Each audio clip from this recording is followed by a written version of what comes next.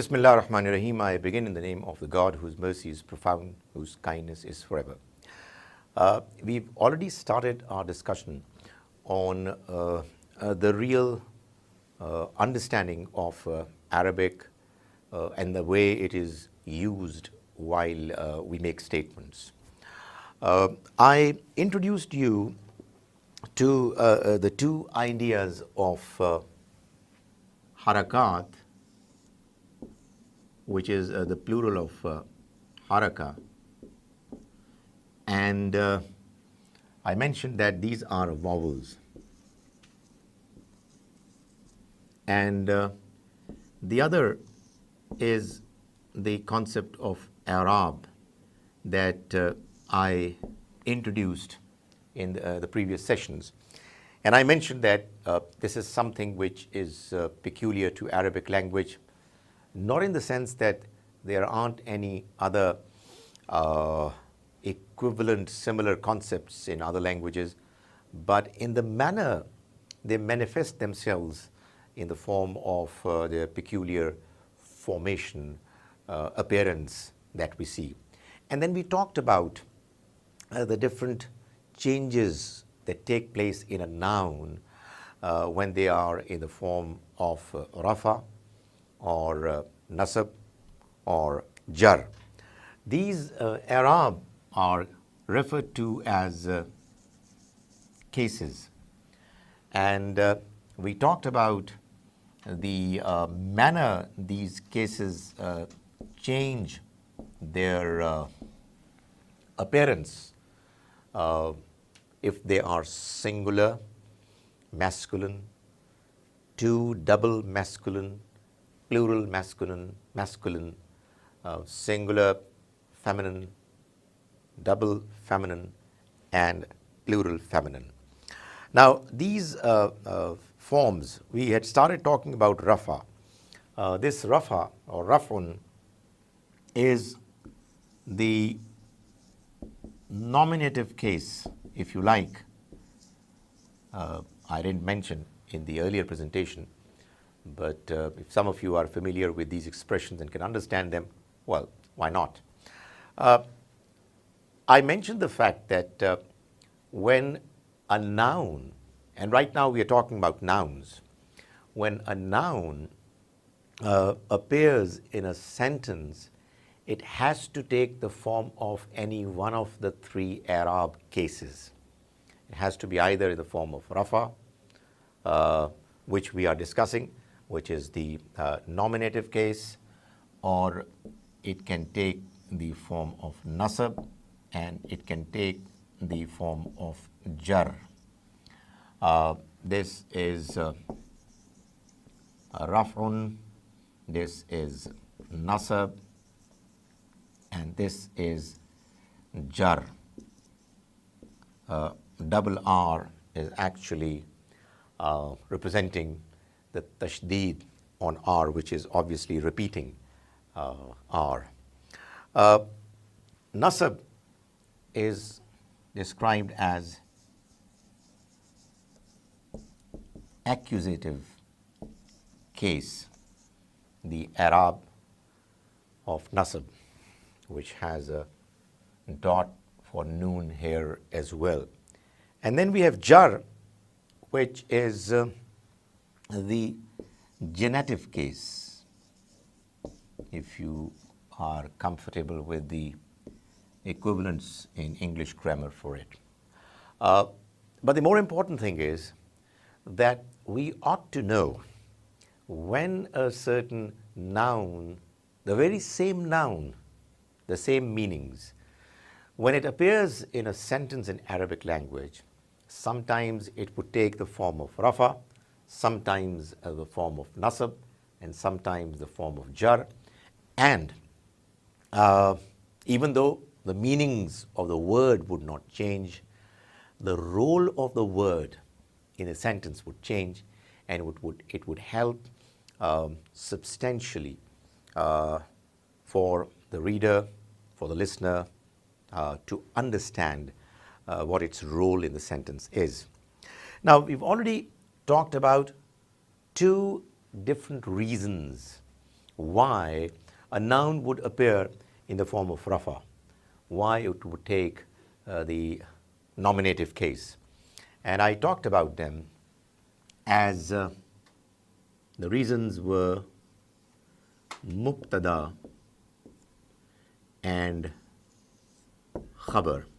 And to start with, I mentioned that this is the starter, the beginner, and this is the information, the news, which put together would form a complete sentence.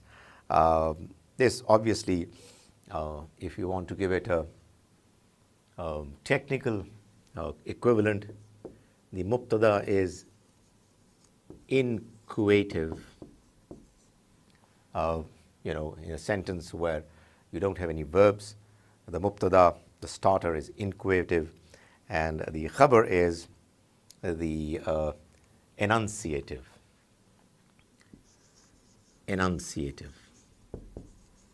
If it helps you in understanding. The idea is that if you have a sentence which is, as I mentioned earlier, is jumla ismiya khabariya, it's a sentence which has a noun with an information, a news about it. You do not have any verbs in it, and the statement will have two components. The first component is going to be mubtada, which is the starter, the inquative, and the khabar, which is the news, which is the enunciative. Both come together, both take the rafa form, and put together, they complete the sentence. So I gave you the example, if you kindly recall, the example of al-bayt jadid. That is mubtada al-bayt, and jadid is the khabar. Bayt means house, al-bayt means the house, jadid means new, and put together would mean they would mean the house is new. And I said it could very much mean the house was new, or the house shell will be new. It has no past, present, or future tense. It's meant for all three possibilities, and it all depends on the context of the statement that would decide as to whether al-baytu jadidun means the house was new, the house is new, or the house shall be new. The only thing is that when it's not normally decided as to which of the three possibilities it belongs to, it's just normally by default is used in the present tense. So these are the two of the four possibilities that I mentioned the other day, wherein a particular noun, when it appears in the sentence, Arabic sentence, it takes the case of rafa. Now, we will move on to the next two possibilities, which are the file and naib file. So, discussing about the Arab raf'un, we talked about the fact that it has four reasons why there is rafa on a statement: mubtada, khabar, file, and naib file. We have done this and we have done this. Well, actually, in fact, both were taken care of in one example. Now let's move on to file. Now when we talk about file, we've got to talk about the other category of sentence, which is jumla failure khabariya. Jumla, the sentence, failure which has a verb and it gives information about the verb, khabariya. Now, when you talk about the verb, obviously you use a verb and you have to have somebody doing that verb. So, you know, for example, you have this verb dharaba. If you write it in the English letters, it would be dharaba.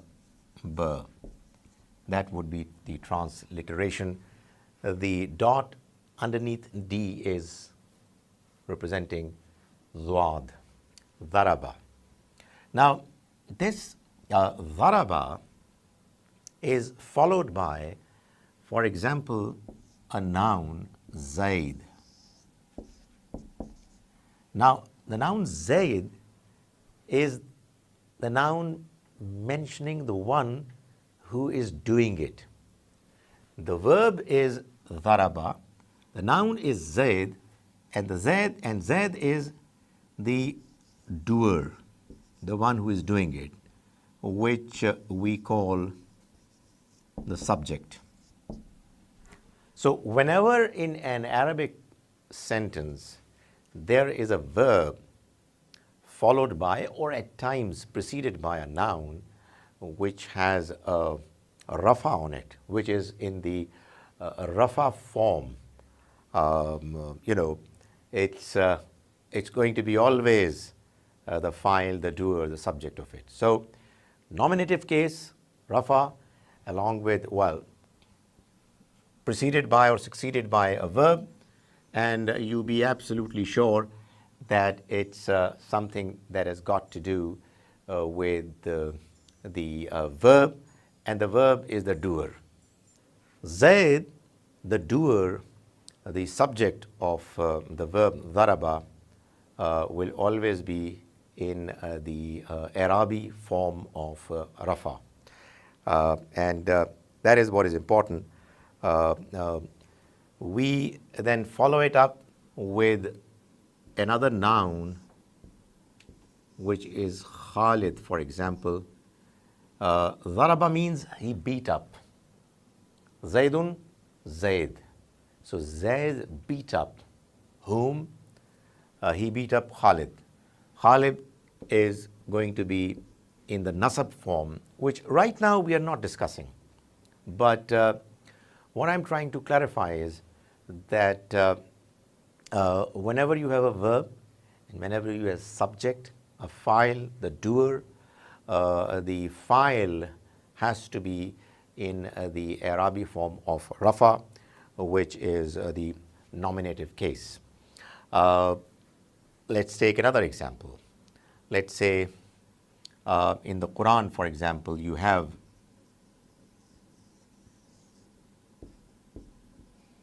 qatala. This is another verb. Look at the similarity. Dharaba, qatala. Almost the same, except for obviously the differences in the letters, the alphabets, but it's the same formation. He beat up, he killed. Qatala Daudu.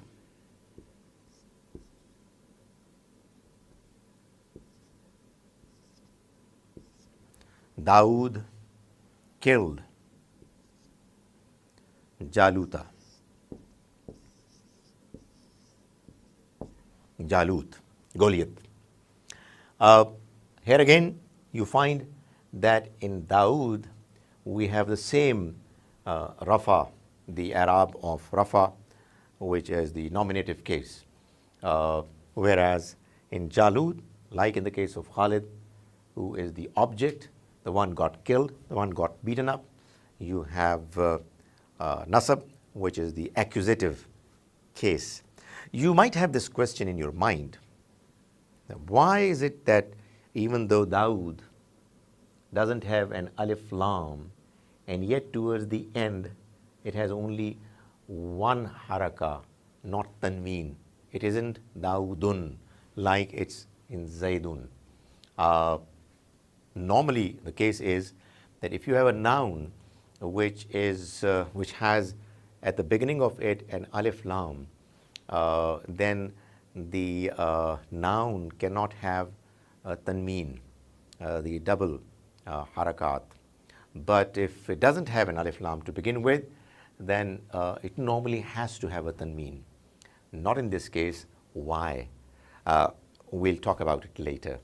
But the idea here is that whenever you have a verb and then you have in the sentence the doer of the verb, the subject, the doer has to be in the nominative form, has to be in the rafa form. It's the nominative case. Let's take just one more example before we move on to the next possibility of rafa. Let's say amana, he believed. Amana Rasul. The Quran says Amana Rasul. The Prophet believed. So the Prophet, or Rasul, has a rafa. It's a nominative case, and what you find is that there is only one and not two harakat, because there is an alif lam preceding Rasul. Just another example to just give you an understanding that a rafa form is there on a noun, no matter whether it's singular, double, or plural. It's rafa form nonetheless, whenever it is in the category of status of subject. Let's say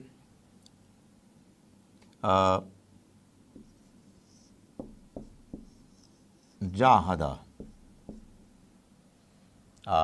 which really means he did jihad.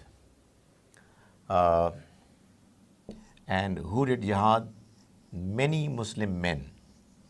Jahadal Muslimuna. Many Muslim men did jihad. Now, what I'm trying to show is that the verb is jahada, and the doer of the verb, the subject, is many Muslim men. Now recall that when Muslimun, alimun, they are in rafa form and they are in plural masculine category, then they have an una added, alimuna. So here we have al-muslimuna, which is added to al-muslim to signify that the noun is in rafa form, and this rafa form or nominative case is because it's the subject. Now you might have a question, some of you, if you already know a bit of Arabic, that jahada is singular and al-muslimun is plural. How come we do not have a verb which matches with al-muslimun's plural? Why is it not in the plural form? Well, it's a good question, but again, we'll take it up later when we talk more in detail about these matters. Now, last but not the least is the example of the fourth possibility of rafa. Why a noun would appear in the rafa form in an Arabic sentence in the nominative case is what we call naib file. Now, file we know is the doer, or what we have called the subject, but naib file is subject of the passive. Now, what it means is that when you have sentences expressed in a manner that there are verbs in them.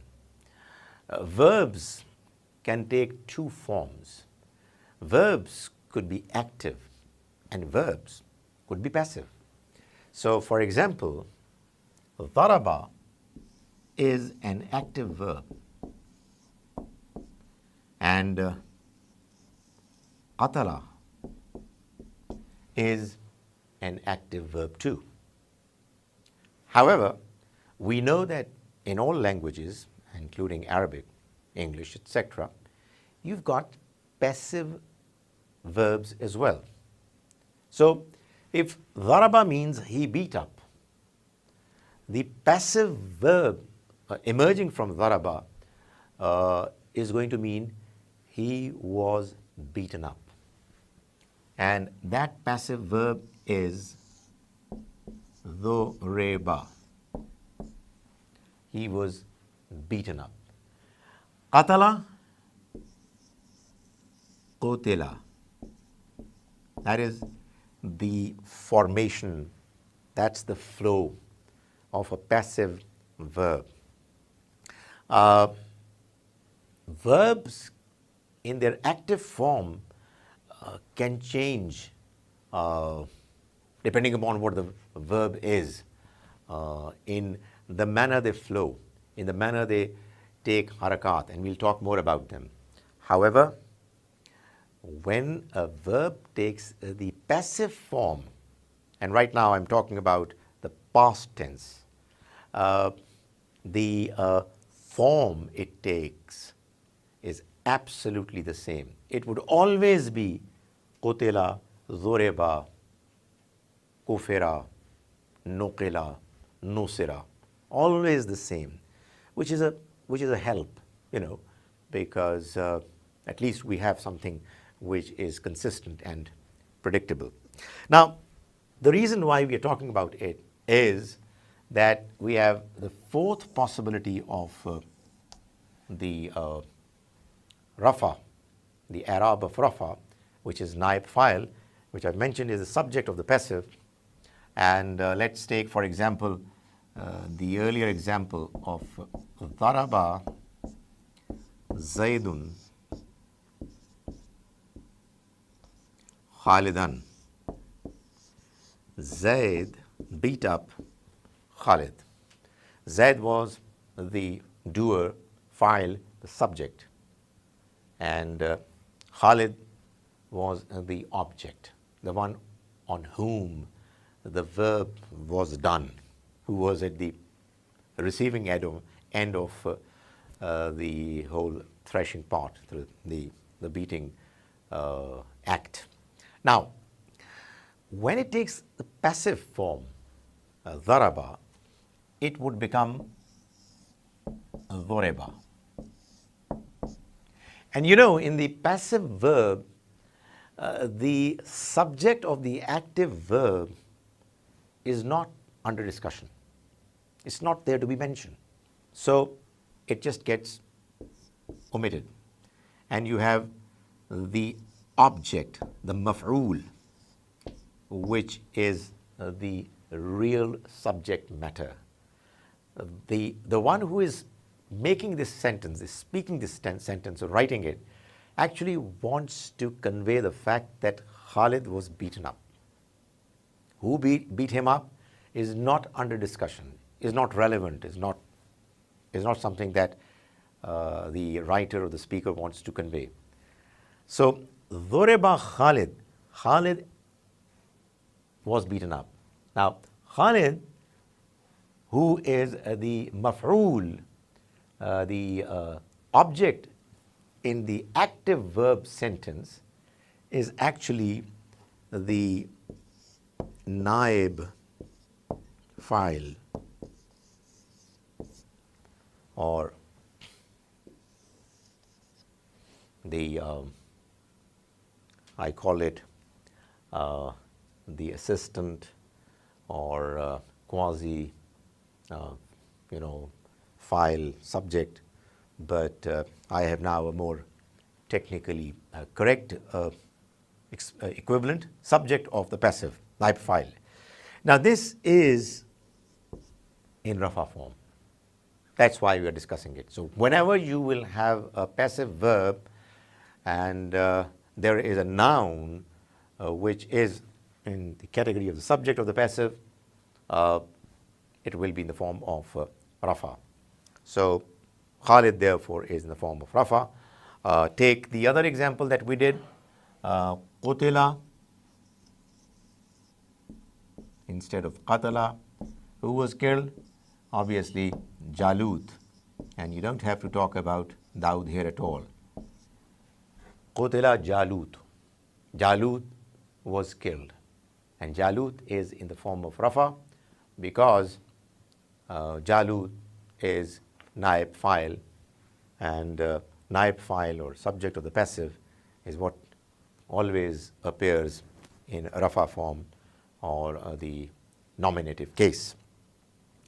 Now, this is the entire description of the rafa form or rafa i'rab, which are essentially four.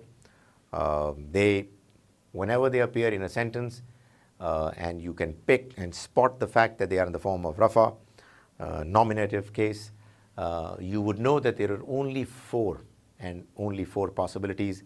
They could either be muqtada, the starter, the inquisitive, or they can be khabar, the news, the information, which is the enunciative, or they can be a file, the doer, the subject, or they can be naib file, which is quasi subject or subject of the passive.